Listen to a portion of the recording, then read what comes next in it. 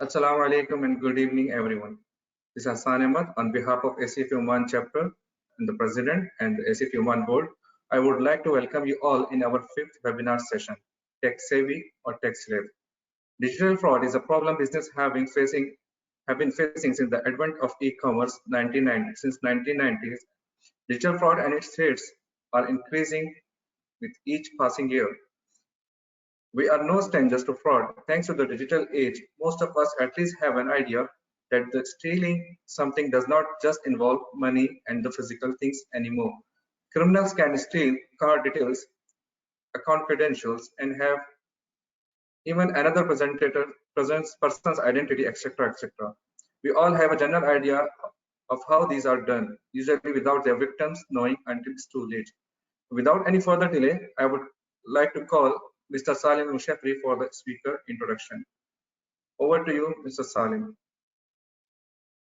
Good evening, everyone. Our speaker today is Mr. Mubin Khan. Mubin is the past chairperson of the Muscat chapter of the Institute of the Chartered Accountants of India and is ex-vice president of the Oman chapter of the Institute of Internal Auditors. He is a chartered accountant, a certified internal auditor, a certified auditor.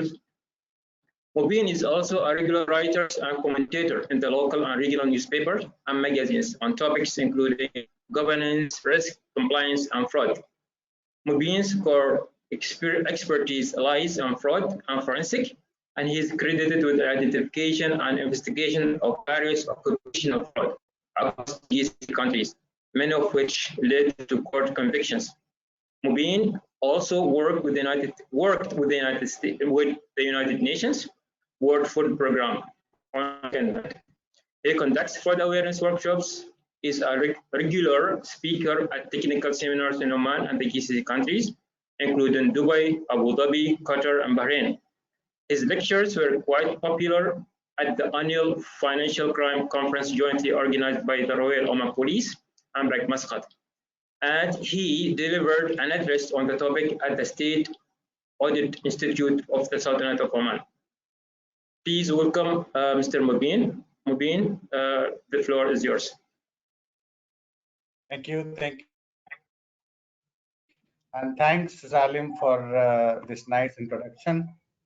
Now I will start screen share.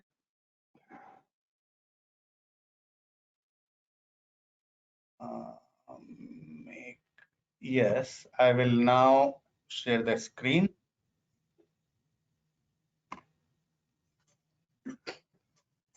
So my screen is visible? Yes, sir. Yes, it is. Yes. So thank you very much. I really thank the board of ACFE Oman for inviting me again to speak on the topic that is very close to my heart, and it's more a passion than profession.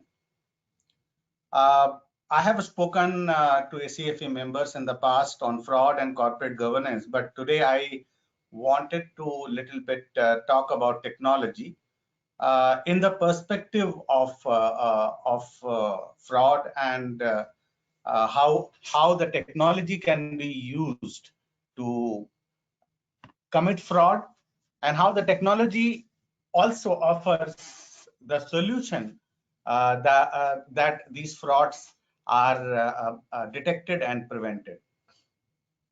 Friends, I kept the title Tech Savvy or Tech Slave because I always think that when technology is helping us and we all are so much becoming tech savvy, we should make sure that in this process, in this race to become tech savvy, we don't become the tech slave.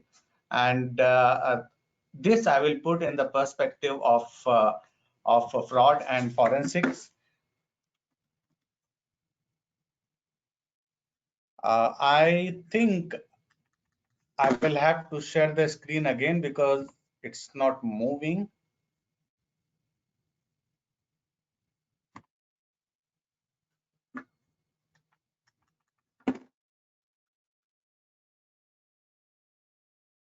I think Mr. Jose, yeah, now it started moving. So what I'm going to talk about, like this is a brief outline. We will talk about global fraud, like some stories, what's happening, and then I will talk about little bit about robotics, because I will put it in a perspective that how robotics can be used to commit fraud. And then we will a little bit talk about artificial intelligence tools that are coming up, how such frauds can be detected and prevented by artificial intelligence tools. Then we will talk about spyware, malware, and how the credentials can be stolen and used to commit frauds. But before I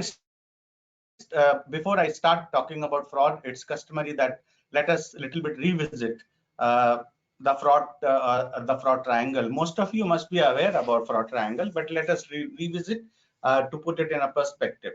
So this theory developed by rather a psychologist who analyze the psychology of a fraudster. And what this theory says that a person will commit fraud when three elements are present. The first one is that that person has some incentive or pressure to commit the fraud. The person has rationalized that what he is doing is not wrong. What he is doing rather is his right and the right thing to do. And after having done these two things in his head, then the person looks for the opportunity to commit the fraud. Even when the person has got the opportunity, still the fraud cannot be committed, because later one more element was added, that was capability, that the person should be capable also to commit the fraud. That capability can be the professional knowledge, or rather the person is daring to take the risk. So these two things put together, then fraud triangle becomes fraud diamond.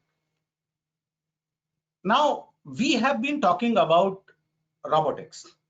Robotics, as you all are aware, I mean, whether this is UiPath or whether this is Blue Prism, like these are the platform on which the robotic tools are designed.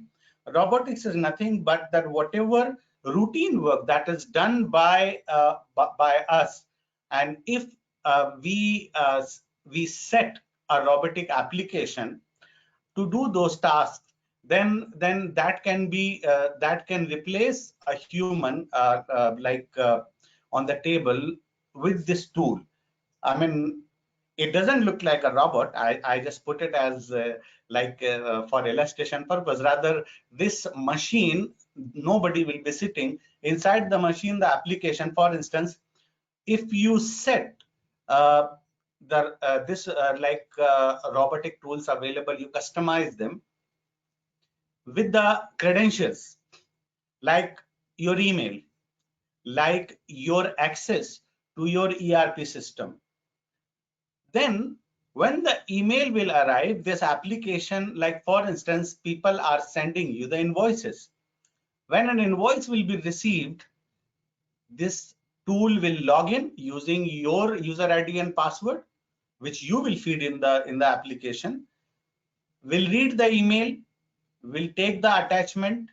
From that attachment, it will take the necessary fields. It will recognize this is a supplier invoice. It will go and log in using your credentials in the ERP application. It will check whether there was a PO for this amount for this supplier, whether the goods have been received, and then it will book the invoice. And it will again go back to your email, and it will write an email to the supplier that we have received your invoice, and the invoice will be paid after due date.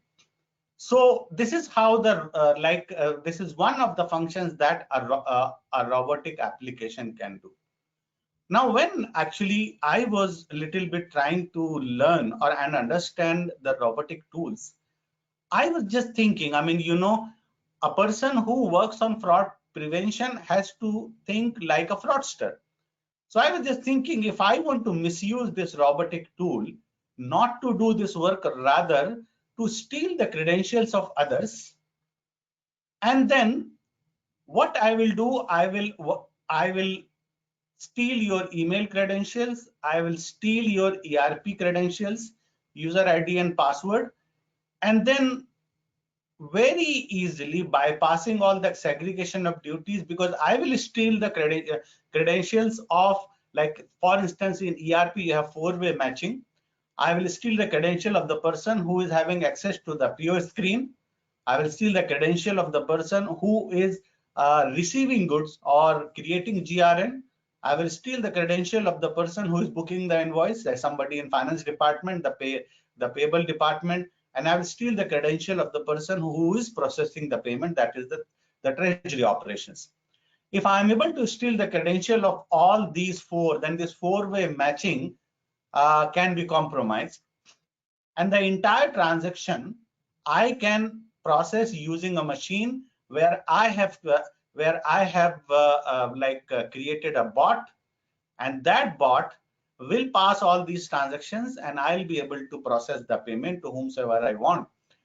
When you will try to trace who has done this, all you can find will be a machine. The machine which was used, the IP address which was used, and definitely I'll not be using the IP address like my own IP address, maybe some public IP address. So when I thought about robotic tools, how robotic tools can be used to commit fraud, I was frightened. And then I started designing this presentation. And when I identified that a robotic tool can be used to commit fraud invisibly, then I was just thinking how it can be stopped. And I'll give you my thoughts in my upcoming slides. But first thing, I want to steal the credentials. All of you who are having some privileges to your ERP systems in your company. Now, all you need to know that if I want to be you, I don't need to enter your office. I don't need to access your laptop or computer. I don't need to be visible at all. All I need that remotely, I want to steal your password. How do I steal your password? The very first step to steal your password, that I will compromise your machine. So then I thought about, again, thinking as a fraudster, if I am a fraudster, how I will steal your user ID and password, because I need the user ID and password to your systems. So first thing, I will try to compromise your machine by either putting a keylogger or where each of your keystrokes are being logged and being emailed to me. I will conduct an analysis of all the words that you typed, and then I will try to identify what. But first, I need to get access to your screen. Now, one way is the keylogger. If I'm not able to install a keylogger remotely on your computer, what I will do, I will try to use some applications, or if I am working in your IT department and sometimes you said something which I didn't like and I want to teach you a lesson. If I'm in your IT department, I will use you all should know about remote desktop. You must be knowing remote desktop connection. Those of my friends who are from IT background, I would really apologize, because here I'll be talking about the IT guys, what they do. Not all of them, some of them. Remote desktop connection is that sitting at my home, because especially during this work from home, like most of us have given access to our IT guys, to our machines. One way of the IT guy looking at your screen is remote desktop connection, but in this case, they will take control of your keyboard and mouse, and you will be able to see on your screen what they are doing if you are looking at your screen. If if your IT guys are not using remote desktop, but rather they are using some other utilities, these utilities allow anybody, if I am able to install this particular utility, or there are so many hundreds, thousands available, if I'm able to install it on your computer, I can see your screen, because you will be saving your password somewhere. Whatever you are doing, I can see your screen without you knowing it. When I was working in one of the big four firm in Oman, I was also leading the IT audit and IT security function, like related services. And we actually, once we were conducting IT audit in one of the companies, and I found this running on the computer of the CEO. And I asked him, do you know what is this VNC running? He said, I don't know. I said that the person who has installed this utility on your computer, sitting away, is watching your screen, what you're typing. He was frightened.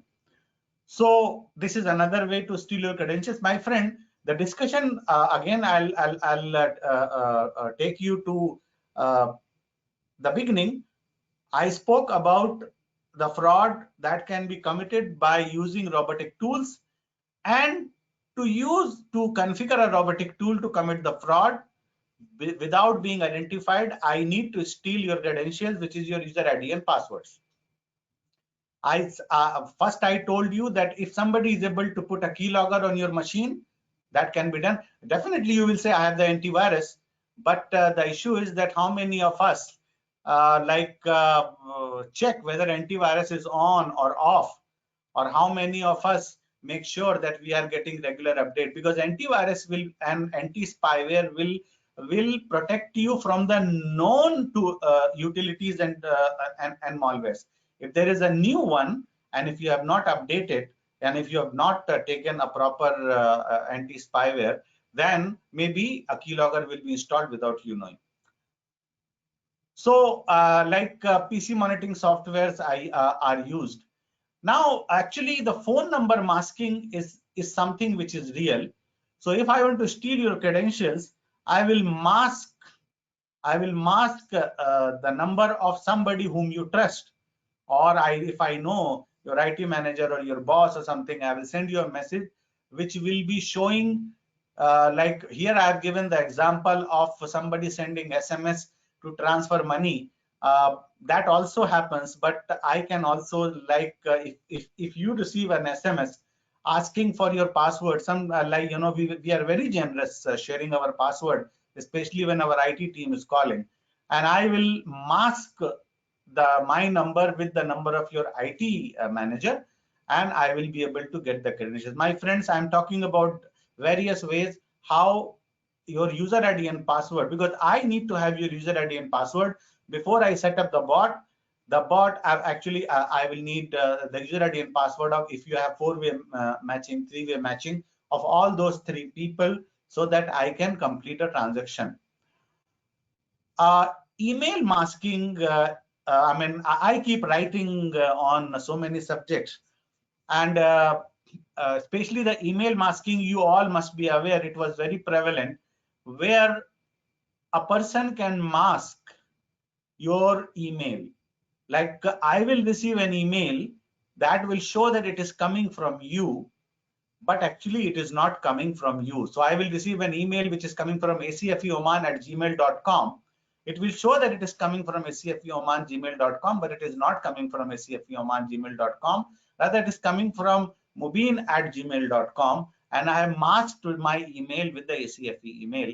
And when you will reply, actually the reply will not go to ACFE Oman, the reply will come to me. So by masking the email, if I want to steal your credentials, then I need to mask your email with the email of your boss or of somebody whom you will immediately reply, and then your credential will be compromised. And the most critical device that is available with you is your smartphone. So if I want to get the credentials, all of us, we keep our user ID and password in our notes. Either it is in the notes in our smartphone or it is in the contact book. So if I am able to get your contacts copied, then I will get most of your passwords. Friends, that is why I am going to little bit talk about the smartphone hacking and how any device that you are using, whether this is running on any operating system, can be hacked. And we are here, our concern is not only privacy, but most of the time actually now the companies have given their link of utility to the mobile devices, and we are using, because most of the applications, most of the softwares are now web-based, and our data is on the cloud. And one of the way to steal the credential is the mobile bugging, or say mobile hacking. Now, what is also happening is that the free services which we are using every day, we hear about the apps that are stealing the data. Do you know this man? World's richest man.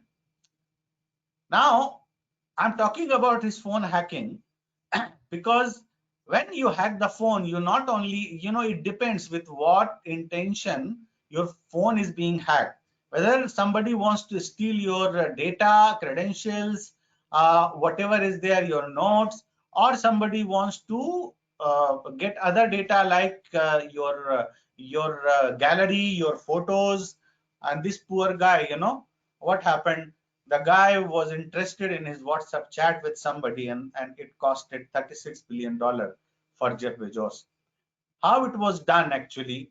Now here I'm shifting to mobile hacking. Why I'm shifting to mobile hacking? Again, that if somebody wants to, and then on 25th of August 2016, and a security update was released to work on this vulnerability. And it was a coincidence that this was released on 25th of August, and an article written by a small guy in Oman appeared in Times of Oman on 28th of August, where actually this article was written 1 month back, but somehow coincidentally it got published after 3 days, when iOS officially accepted that there is this vulnerability. So how Pegasus, I mean, we have to be aware about the technological part also, if you or we all want to be an effective anti-fraud professional. So we cannot say that IT is something that belongs to IT guys. We have to understand what all is happening. And when I keep doing research, because when I saw that why this iOS device was hacked, somehow I came to know that there is no antivirus, because I was trying to install something I was not able to do. On my Android phone, yes, I installed Kaspersky, but till today, they still say that this is the best one. So there is no antivirus. They don't allow any antivirus to operate on iOS. Android is also not different. Friends, these are the necessary evils. I mean, we cannot avoid them, but just by being aware, we can prevent these things. Now I was telling you that suppose I'm able to steal your credentials by whatever means, either by compromising your devices, or compromising your smartphone, or compromising your other tablets that you are using, and I will I will design a bot, and that bot will do whatever will be done. You will not be able to know who did it, because physically the fraudster will not enter the premises. At the end, you will reach to a machine that was used. By that time, the machine would have been thrown. And if a machine is not thrown, you can punish the machine, you can punish the computer using which the bot was created and the fraud was committed. Then, my friends, I started thinking, then if robotics can be used to commit fraud, how it can be stopped? So machine can stop a machine. Now, how, I mean, especially in the banking industry, how the fraud, like fraudulent transactions are detected, because we feed the rules, you know, or like if there is a card that has been stolen, that number will be fed into the machine, and the machine will. This is rule based. How many variable can be put there? But if you start using artificial intelligence, I mean, I will not spend a lot of time on that. Here, what you do, artificial means we will make a machine learn from the past. So we will like use the machine learning, deep learning to enable a machine to tell you, because now data, you have lot of data. So any like previous fraud data, how it happened, you tell the machine when 1, 2, 3 happens, then the fraud happens. So if like in such case, it is 24/7, the machine will learn, and then machine will stop the fraud. So that, I mean, if somebody is using robotics to commit fraud, artificial intelligence is the answer.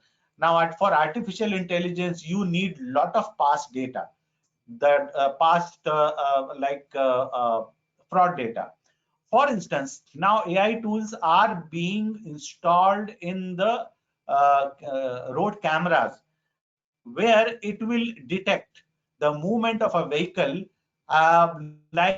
it will be fed with lot of the past footage where the vehicle went out of control and the accident happened. So comparing with vehicle is going in a particular speed, in a particular manner, it will immediately like start beeping that there is a vehicle that is out of control, so the people are aware that an accident can happen. So now AI is being used in so many areas, and even in our organizations, internal audit departments and fraud prevention units, they should start talking about using AI tools in their companies to prevent, because there are many organizations where the number of transactions are enormous. You will be overwhelmed if you try to like analyze that data.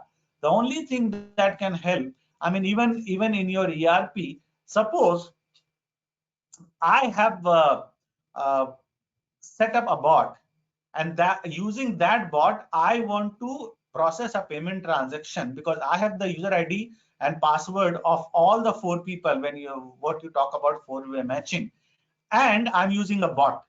Now only a machine can recognize that the user ID and password is being filled at a speed which is not possible for a human to fill. So if one approval happens at, for instance, 1 p.m., second approvals happens like invoice is received at say 1 p.m. 1 minute, and the invoice is booked at 1 p.m. say 2 minutes, and the payment is processed as 1 p.m. 3 minutes.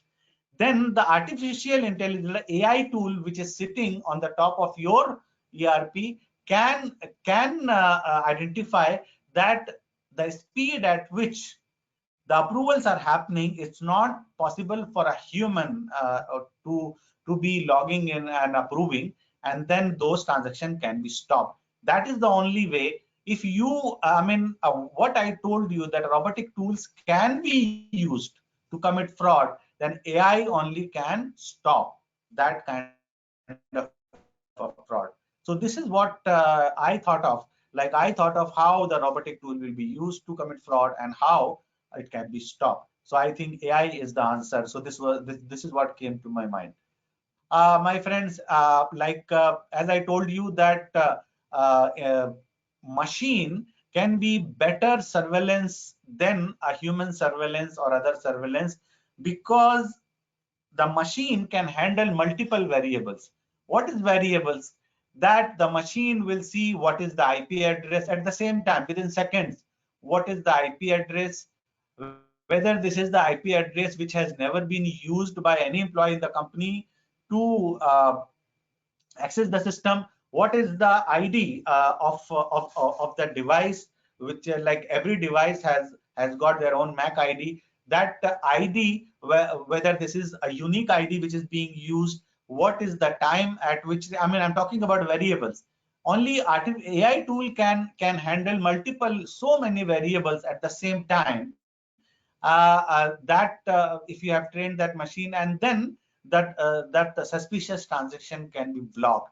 Amount, the supplier, the speed at which the four-way matching is happening, the time difference between one approval and second approval, all the multiple variables have to be analyzed if you want to stop fraud that is committed using the bot. And friends, this is from ACFE, a report to the nation. One slide I have taken, I mean, which says that if you are using data monitoring and analysis, then it is more effective even than surprise audits. And in 52% cases, the fraud losses were lower, where real-time data monitoring was used, data analysis was used, and faster detection was also achieved. There is the third thing which actually has really picked up is augmented reality. My friends, you should do research on augmented reality, where like it was earlier limited to the training of the fighter jet pilots, or training in you say defense sector and army. Then it came to the gaming, and now augmented reality is really picking up, and augmented reality tools are being used in the better warehouse management. And I do think that augmented reality tools can also help to detect frauds. So I spoke about robotics. I spoke about AI tools to stop fraud, prevent, detect, and detect fraudulent transactions. And then I said that augmented reality tools can also be used. Now, friends, I will take the liberty to talk more about the smartphones and the social media and the free services. The objective remains the same, that your devices on which you are accessing these free services, you are making these devices vulnerable. You will lose data, your personal data. At the same time, you will use your company data, and at the same time, if you lose your credentials, you are exposing the entire system in your organization, you are exposing it to external threats. That is why, my friends, I will little bit discuss about things that are coming from technology. People are using all these assistants, the Siri, Google. I mean, I don't want to take names, but any assistant that you are using now, what is coming up is that if your device is connected to the net, these assistants, these virtual assistants, they are continuously listening. They are, even if your device is not hacked, they are listening. You are keeping these devices in sensitive places. Now it is being reported that they are listening what you're talking whenever these devices are present and connected to the internet. And it was reported and accepted that yes, lot of conversations without people being aware and without they using this virtual assistant, especially we are talking about smart speakers, these conversations were being heard and recorded. So I mean, this was reported in multiple countries, and everybody is saying that, you know, these virtual assistants are listening. You know, friends, when we talk about the smartphones, I mean, more and more features are coming, and we are compromising the very critical information. I mean, now all the smartphones, we love to unlock them by our fingerprints, but we don't realize that when we give them the full fingerprint, and that is being stored in cloud. And when we give our voice sample, when we give the voice command to these virtual assistants, we are also giving the voice sample. The biometric details like the fingerprint and voice sample, these are critical piece of personal information that is being collected from across the globe by these tech giants, and you guys are backing up in the cloud. We have like, you pick up any smartphone and by default they have their cloud enabled. They automatically back up and take your data, your personal photo, email, contact, everything copied on the cloud. Recently there was a news that in the during the last presidential election in the United States, uh, the person who lost, that great guy, he actually, under his administration, the iCloud data of the Democrats, like his rivals, was asked. So friends, be very careful, never keep any data on the cloud. You need to know one thing, that putting your data on cloud, and data, when I talk about data, as I told you, many people, they save their passwords in their contacts, and if this data is available in the cloud, and if you are working in an organization which are very critical to national security, and in that case, if you have access to the system there, and if you are little bit not careful that these credentials are not compromised, you're exposing even the national security. Friends, now I'll give you like a snapshot of what is happening, like how the technology is penetrating. Like if you see, the total population of the world is 7.75 billion. Urbanization is 55%. And out of the 7.75 billion people, there are unique mobile phone numbers, which are 5.19 billion. So 67% of the world population is having a mobile number or a mobile, and 59% of the world population is using internet. And out of that, 3.8 billion, which is around 49% of world population, is using social media.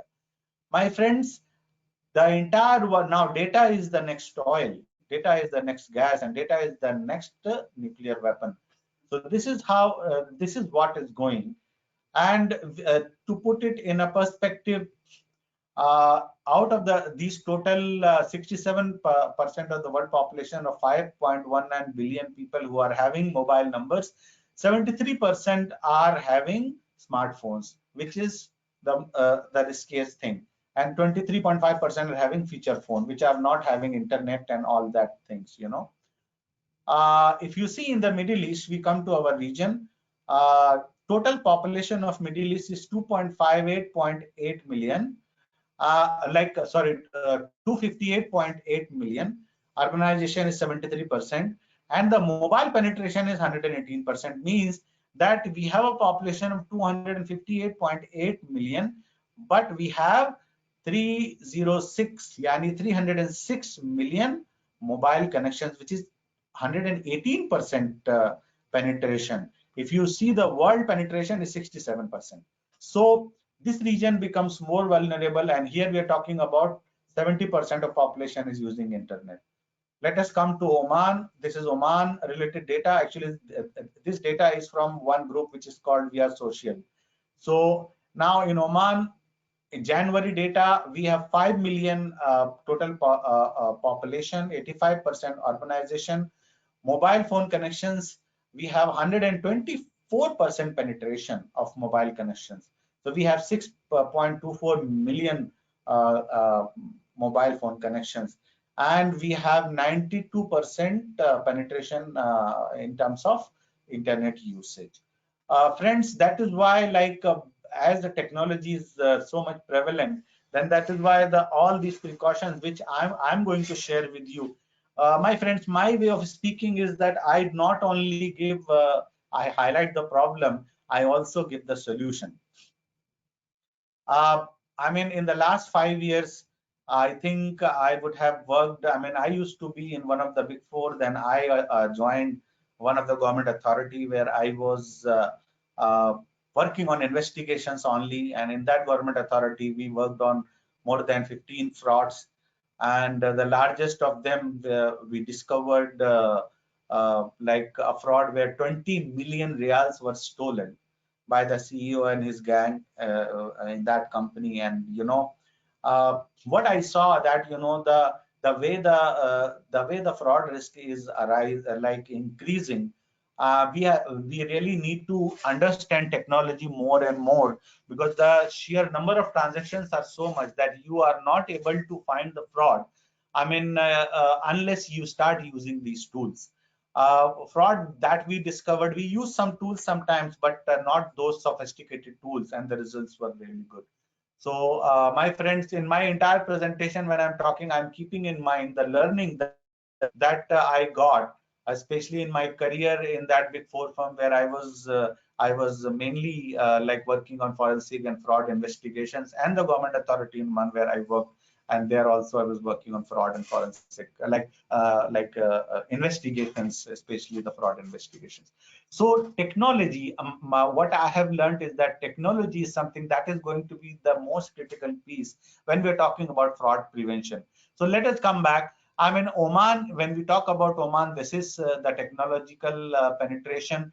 In Oman, you have 4.66 million active internet users using different devices, and the percentage of for total population is 92% that is using internet. And the social media penetration is really high. We're talking about 2.8 million people who are active social media users. I have seen some people, they will delay drinking their glass of water, but they will not delay checking their status in the different social media platforms. That has become an addiction. Why? I'm not against social media, but what I'm saying, that people who are using all these free services, official devices, on their personal devices, on the devices on which critical data is stored, they are exposing the organization and their own personal information to risk.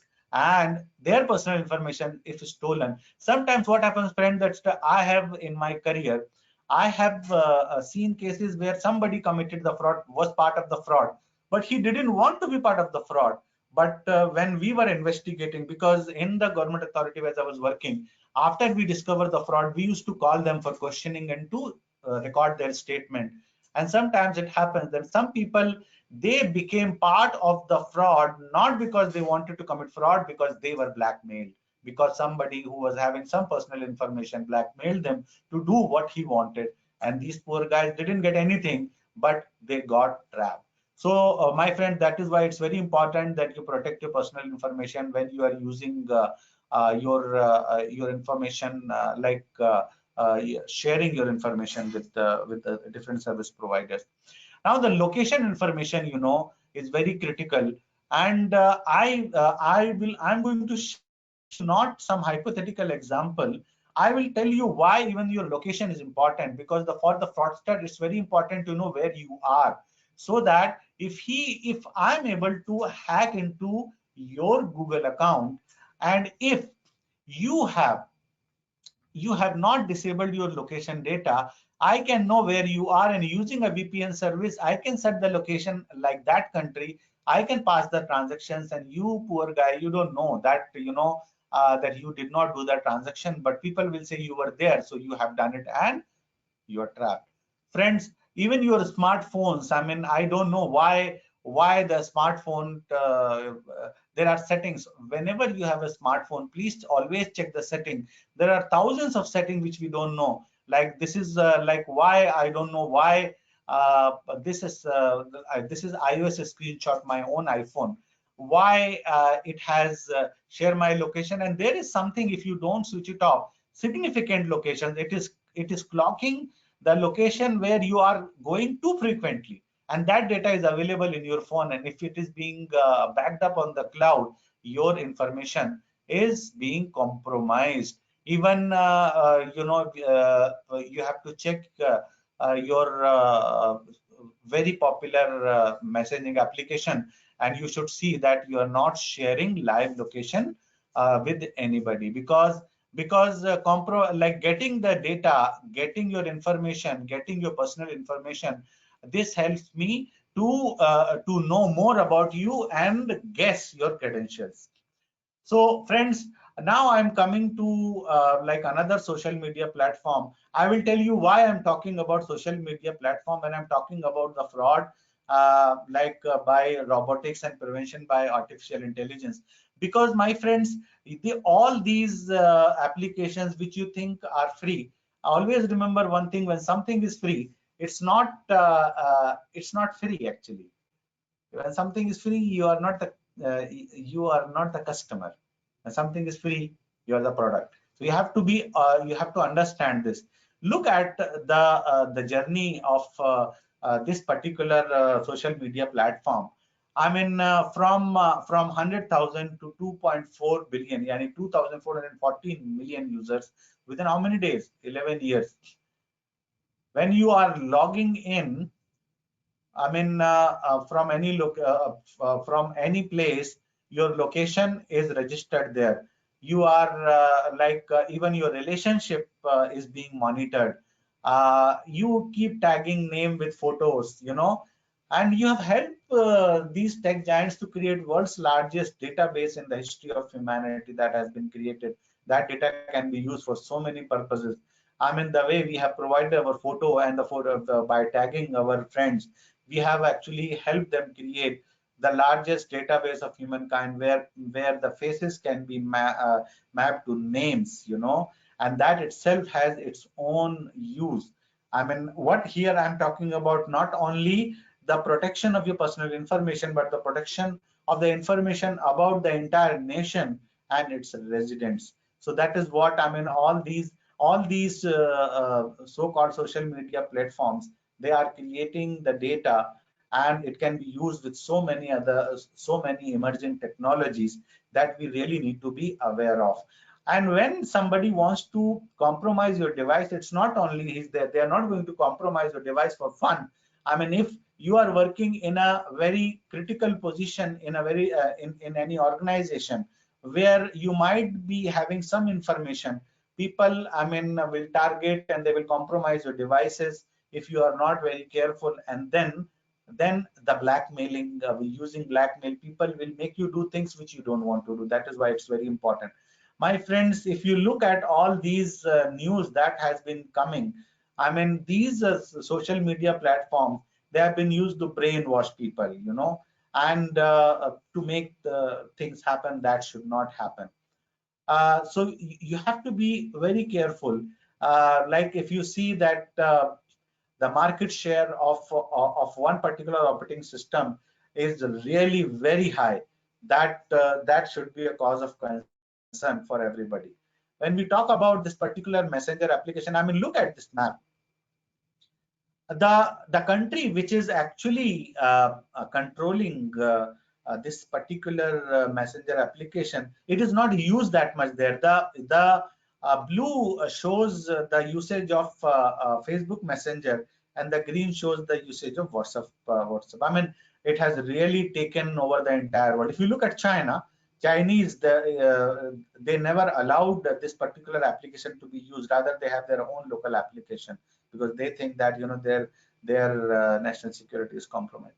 So this is how my friends, their journey is, that from 200 million users to 2 billion users, if you see within 7 years, they have gone. I mean, it is crazy. And it seems that the total world population of 7.75 billion, which we were talking, actually maybe they will go very close to that number very soon. Because you have to understand one thing: when you install these particular apps, they copy all the contact in your phone. So like people who are not using their application, even their numbers are going. And plus, one more thing: if you are saving your user ID and password of your ERP application in your phone, so when you install these applications, they are copying the entire address book from your phone to their server. This is how they are knowing, and they are telling you who is using their application, who is not using. So you are sharing all the critical piece of information that is being stored outside the border of your country. So you have to be very careful. All these applications have certain things don't use any of these applications unless you know them well, because sometimes we are using these applications, we don't know what exactly these applications are doing. My friends, as I was talking about a particular search engine, I mean, this is they have in search market more than 98% market share. So now what happens if you are using the services provided by only one service provider? Actually, as I told you that, you know, all your data, location data, and I will show you that what all other information is saved with them. Then actually you are making yourself a hostage to them. As I told you, this is my real screen when I came to know that wherever I was in the last 10 years, when this was not paused, they call it pause, they don't say stop, you know. So it was on. Wherever I was, the entire my location data was available for the last 10 years, wherever I was. If somebody hacks into my Google and then he knows everything, I paused it. And when I became aware about this, my tickets were coming to this email ID, my hotel booking was coming to this email ID, and everything was properly saved, my friends. If you're a little bit privacy freak, and if you think that nobody knows, you know, this particular like service provider knows if you are using them for everything. Even whatever websites in last 10 years that I had visited using their browser, because I was using their browser, their search engine, their email, everything. All the data was there that I had to delete, and then I had to pause it. And then each and every video that I ever searched, the link of that video was there. So they had my full history. And actually, whatever I was doing using their services, actually it was there. My friends, now my few 3-4 slides, after that I will stop. I mean, here what I'm sharing with you, what I have learned. The question here is that, again, I'm keeping, especially I am worried about your official information that you are storing on your devices, that these should not be hacked and compromised, my friends, because sometimes, you know, we don't realize what is happening to us, and people are on a real-time basis watching us. The best thing that I have learned is that I am not a guy whose device will always have internet connectivity, because what we do, all our devices automatically connect to the Wi-Fi when we reach office, when we are driving, we are on the mobile data. When we reach home, automatically our computer and our devices get connected. And my friends, if I compromise your device, I will be helpless. I will not be able to listen to the conversations what you are having at home. I will not be able to track your location. I'll not be able to on a real-time basis read the information on your device if I am not if your device is not having internet. So please rethink. Most of us, we want to be connected to internet 24/7. What I advise you that, as a precaution, please, you turn on internet is when you want to check when you really need, and then after you are done, you turn off. If my friends who keep sending WhatsApp message to me, I don't respond on real-time basis because I don't keep my internet on. Every 2 hours I check, and then I reply, and again I switch the internet off. My friends, always remember that you should not let your device automatically connect to internet. No need for that. Please connect when you need and then disconnect. This is the only thing you can do, my friends. Always remember, anything that is stored on a device, on an electronic device, any electronic information, don't think that that using any antivirus or any anti-spyware or anything, you can stop that information being compromised. The most critical information, actually, I was advising one of my friend that very confidential letters, stop typing it on computer and printing it from the printer, because my friends, I can hack your printer also. And whatever you are printing on your printer, before it is printed, it from your computer to the printer memory. I can get that data sitting far away from your office if I'm able to hack into your printer. So I was telling him that buy the old typewriter and very confidential, extra confidential letters, please type on the typewriter. Now the time has come that we have to be really aware. Please be very careful when you are using free Wi-Fi. I mean, spending 10 or 20 real per month, having a very huge data pack in your phone is much better than going to a cafe and connecting to Wi-Fi. My friends, there are tools available which will hack your devices immediately when you use internet or you connect to the network at public places. So my advice to everybody is from the official perspective and the personal perspective, avoid using free Wi-Fi. Never give your devices your name, because when you give your devices your name, then out of the 1,000 people, the person knows which. So give some nice names like, Nightingale, or give the smiling flower, or give the name like, falafel, or give the name, mishaki, something like that. Give the such names to your devices. Never give your name to your device. This is my advice, my friends, if you really want to be secure.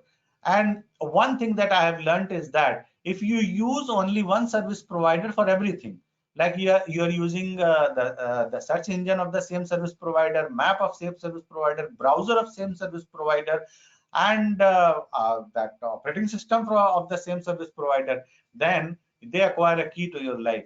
I mean, what I advise, I mean, for the safety and security of the information, that use a mixture of the services. If you are using this search engine, use this browser, use this map, and use another email. If you are using this search engine, use this browser, you use this map, and use this mail.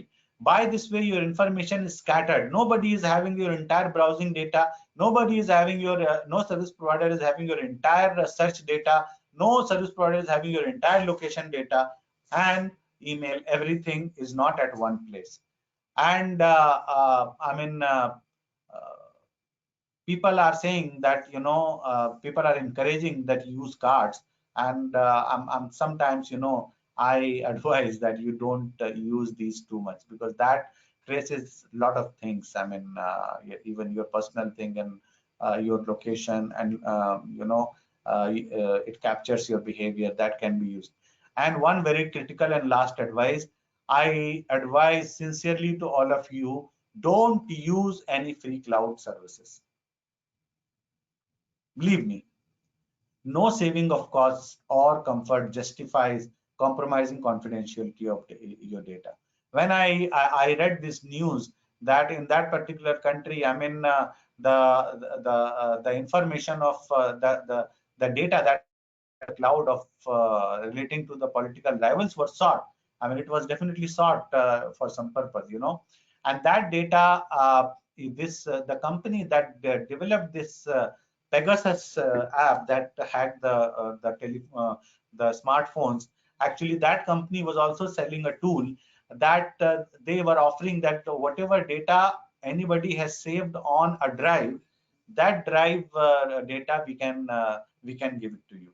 My sincere advice to you, please don't put your personal data on any drive. Now the hard disk and storage devices are very cheap. Put your data, and when you are doing the translation, those of my friends who are working in the organization that are really having critical and sensitive information, please don't translate it on online tools. Always remember that whatever you translate, a copy is retained, because this is in their service agreement.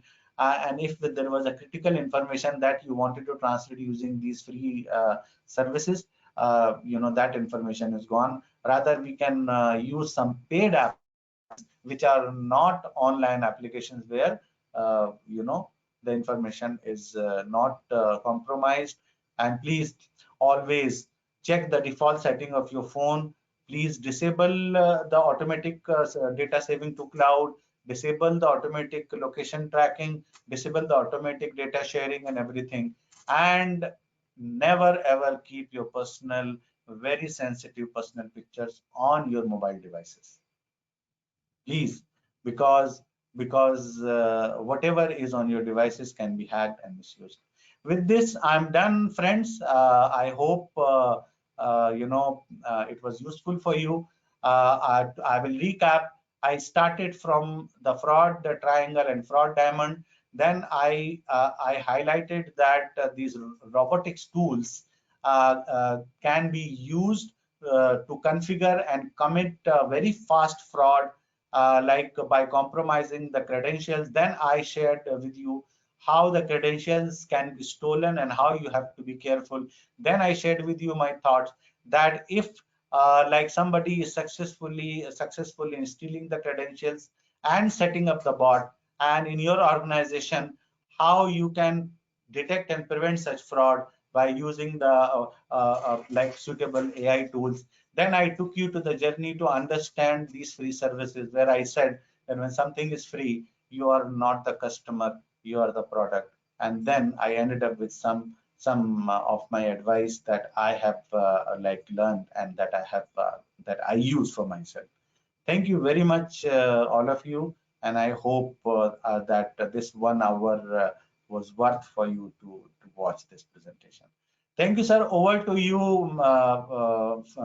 Mr. Hassan, Mr. Jose, Mr. Salim. Over to you. Thank you so much, Mr. Mubin. So there are a few questions I would like to call, and we are looking for your answer. How can AI help in fraud detections? Is there any initiative that we might witness in adoption?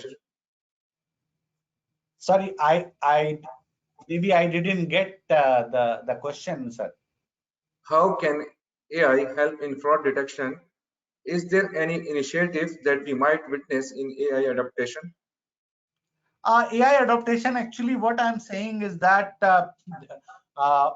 AI, there are AI tools also, like robotic automation tools are there, and these tools needs to be customized. I mean, you need to have the experts who can help you implement AI, because now AI is being implemented in operational areas, especially in banks, where like for suspicious transactions, they are putting these AI tools to analyze multiple variables at the same time. As I told, IP address, like the time and the speed and the amount and the customer behavior, past behavior. So I think now this is high time that the fraud prevention units, especially in the internal audit departments, I mean now like every internal audit department, we are having the people who have specific knowledge in the fraud prevention. They should start thinking about implementing AI tools. So this is what I'm saying, that this is the time that we in internal audit departments and we in the fraud prevention units, we also start talking about AI. Not only the operational management only is talking about. This is what like I was highlighting. Thank you so much, sir. So the next question is, can you talk about DMARC? I think this is talking about domain message authentication, reporting, and compliance. I think this seems to be some hard IT topic. I mean, where you're talking. I mean, which an IT guy can only answer. So I think when we talk about the IT related things, I would rather shy away from answering this.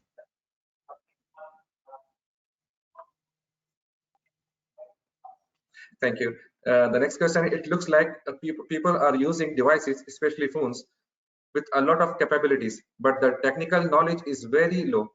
How can this be tackled in this case? The only thing is that like I started doing research and understanding the devices which I'm using.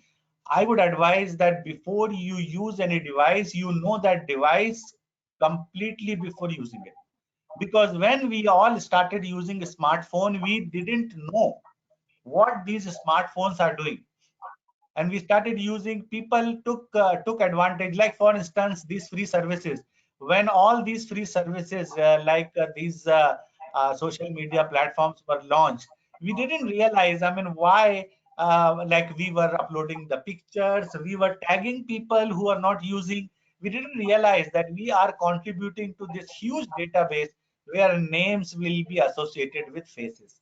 And then we came to know later that how facial recognition technology suddenly came up because they built this data. In the last 10 years, there has been an explosion of the data sharing, where we have all shared our biometric data, we have shared our faces.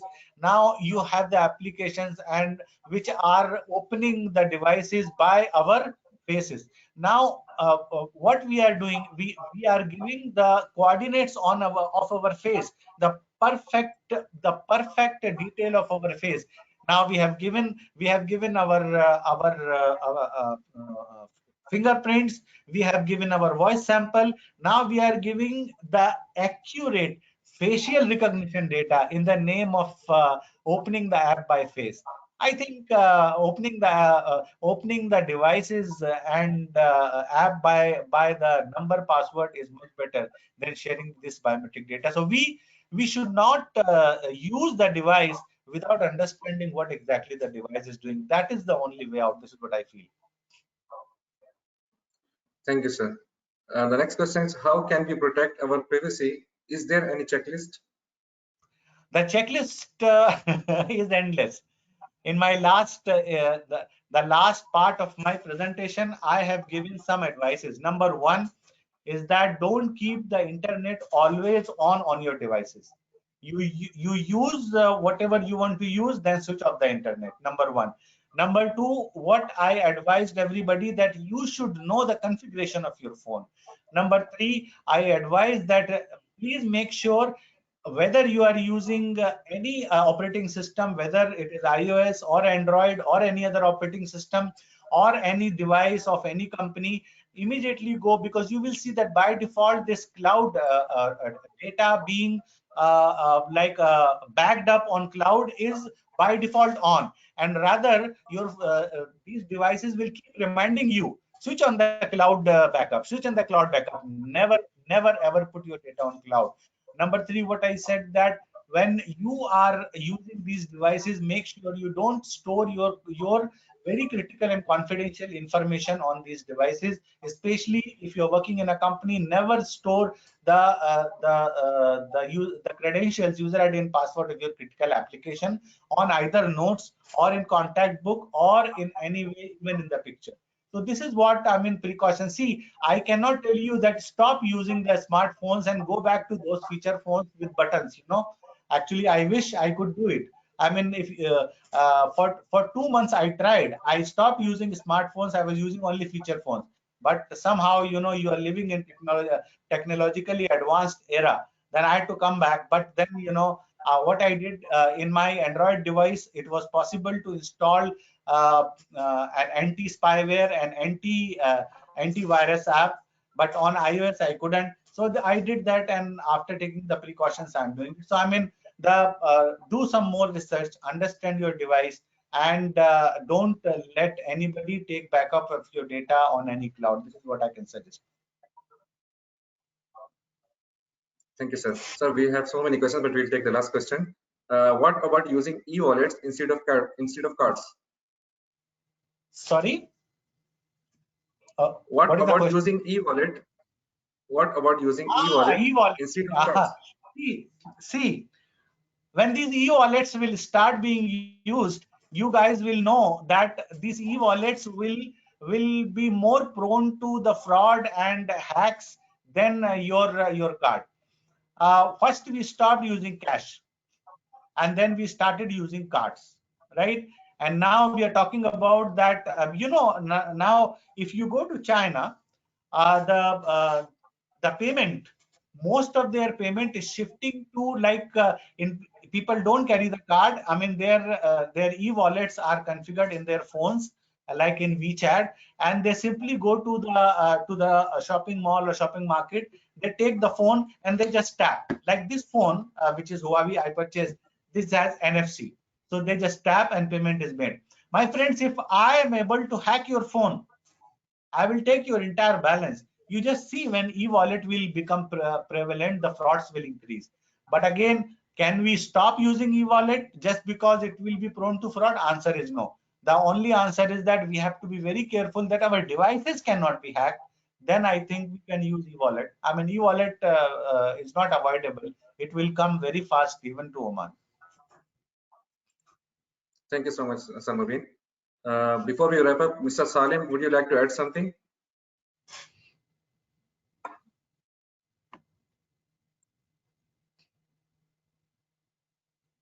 You are muted, Mr. Salim.